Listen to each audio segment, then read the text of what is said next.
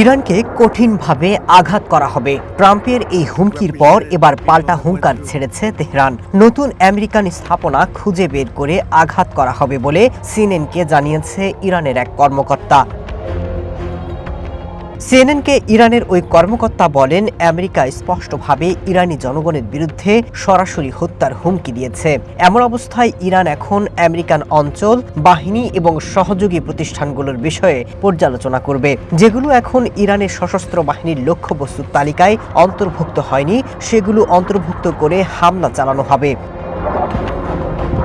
এর আগে শনিবার ট্রাম্প নিজের সামাজিক যোগাযোগ মাধ্যম ট্রুথ সোশ্যালে হুমকি দেন, এই দিন ইরানে কঠোর আঘাত হানা হবে।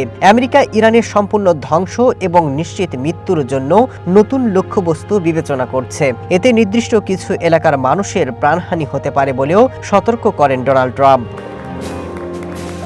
ট্রাম্প আরও দাবি করেন, ইরান মধ্যপ্রাচ্যে প্রতিবেশীদের কাছে ক্ষমা চেয়েছে এবং আত্মসমর্পণ করেছে। তবে ট্রাম্প ইরানের প্রেসিডেন্ট পেজিশকিয়ানের বক্তব্যের যে ব্যাখ্যা দিয়েছেন তা পুরোপুরি মিথ্যা বলে উল্লেখ করেছেন ইরানের গবেষণা সংস্থা ডিপ্লো হাউসের মহাপরিচালক হামিদ রেজা। তিনি বলেন, পেজিশকিয়ানের বক্তব্যকে আত্মসমর্পণ হিসেবে ট্রাম্পের ব্যাখ্যা পুরোপুরি মিথ্যা। পেজিশকিয়ান প্রতিবেশীদের কাছে অনুরোধ করেছেন তারা যেন আমেরিকা বা ইসরায়েলকে সহায়তা না করে।